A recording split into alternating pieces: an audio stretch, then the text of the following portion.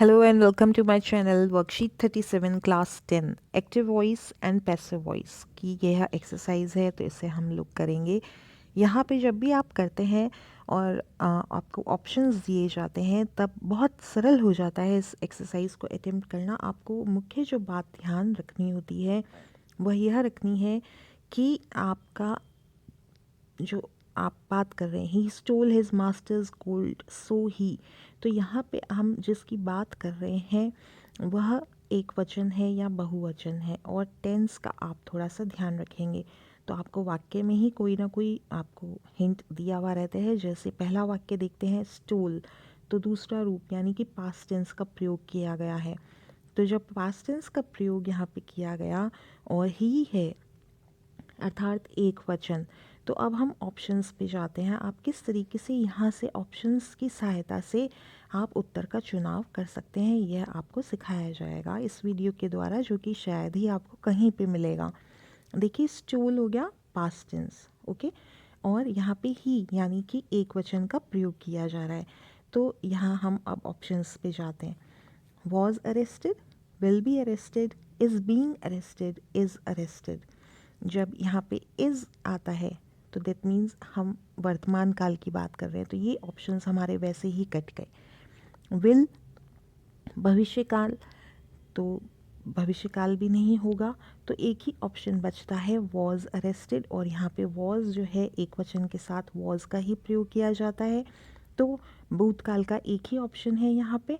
तो हमारे पास दो चीज़ें आपको मैंने बताई, एक तो आपको टेंस का ध्यान रखना है और एक व्यक्ति, एक वचन या बहुवचन, आप दोनों के आधार पर अपना उत्तर निकालेंगे। आगे और देखते हैं हम, तो इसका उत्तर ए हो जाता है। Plants dash by the gardener yesterday. अब देखिए यहाँ पे हिंट कौन सा शब्द दिया गया, येस्टरडे। जब येस्टरडे दिया गया यानी कि भूतकाल का प्रयोग किया गया। अब हम देखते हैं सब्जेक्ट क्या है, प्लांट्स, एक वचन या बहुवचन, बहुवचन का प्रयोग किया गया है। तो हम यहाँ पे देख लेते हैं अपने ऑप्शंस को। Watered, were watered, have watered, was watered. तो देखिए अब हम देखते हैं भूतकाल के कौन कौन से हमारे पास हैं। वाटर्ड है, वर वाटर्ड है, वॉज वाटर्ड है। अब वॉज वाटर्ड होगा नहीं क्योंकि ये क्या है, एक वचन के साथ प्रयोग होगा, इसके साथ में कोई भी हेल्पिंग वर्ब नहीं प्रयोग की गई, जबकि पैसिव वॉइस में हेल्पिंग वर्ब का प्रयोग अवश्य ही होगा। तो ये दो ऑप्शंस हमारे कट गए। अब भूतकाल का कौन सा ऑप्शन बचा हमारे पास, वर वाटर्ड, और देखिए वर है तो यहाँ पे बहुवचन था प्लांट्स, तो इसके साथ हमें यही ऑप्शन लगाना है। इस तरीके से आप जो है इन दो नियमों का पालन करते हुए आप ऑप्शंस को बहुत सरलता से निकाल सकते हैं। तीसरा देखते हैं, the meritorious students dash by the school every year.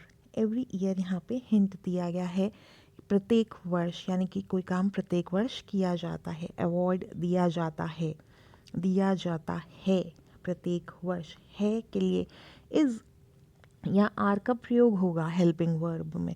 तो अब हम देखते हैं यहाँ पे आर किसके साथ है, तो आर यहाँ पे प्रयोग हुआ है, are awarded by the school every year. तो सी इसका उत्तर है। देखिए कितना सिंपल है। नेक्स्ट देखते हैं, the daily news paper the Raj times dash in are city even now. Even now यहाँ पे आपको क्लू दिया गया है, यानी कि अभी भी पब्लिश की जाती है। द डेली न्यूज़पेपर, ये न्यूज़पेपर का नाम है द राज टाइम्स। अब देखिए राज टाइम्स लेकिन नाम है, ठीक है, हमें बहुवचन नहीं लेना है इसको क्योंकि ये एक अखबार का नाम है। तो is published in are city even now. अगला देखते हैं हम, change the following sentences into passive voice. यहाँ पे आप देख सकते हैं please keep quiet, help the poor, work hard, imperative sentences दिए गए हैं। तो इम्पेरेटिव सेंटेंसेस में आप ज़्यादातर जो है टू के बाद इन्फिनेटिव का प्रयोग करते हैं। तो आप टू इन्फिनेटिव का प्रयोग करते हुए या फिर शुड बी का प्रयोग करते हुए आप वाक्यों को लिखते हैं। तो हम देख लेते हैं, हमें जिस तरीके से इंस्ट्रक्शंस दिया होगा उसी को फॉलो करना होगा। प्लीज़ कीप क्वाइट, तो इसका ऑप्शन क्या दिया गया है, यू आर रिक्वेस्टेड हमें दे दिया गया। और हम यहाँ पे बोल क्या रहे हैं, कीप क्वाइट। जब हम पैसिव बनाएंगे तो इस तरीके के शब्दों का प्रयोग हमें नहीं करना, उसकी जगह हमने, क्योंकि ये रिक्वेस्ट था इसलिए हमने यहाँ पे रिक्वेस्ट का प्रयोग किया है। You are requested to keep quite.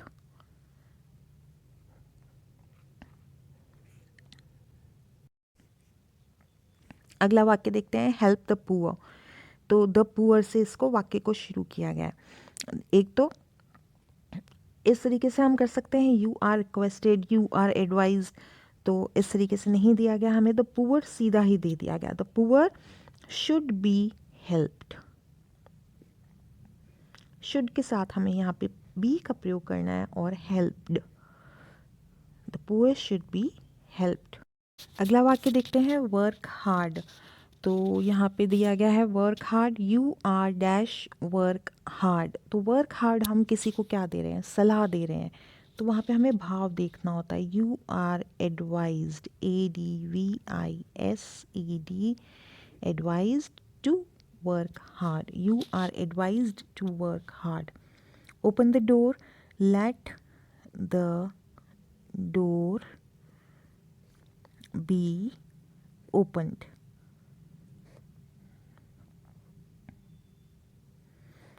Let me help you. अगला वाक्य देखते हैं, let me help you, let you be helped.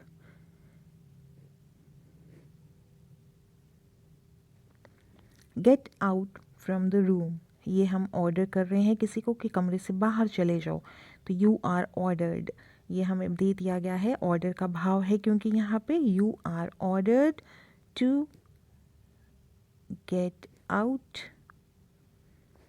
from the room।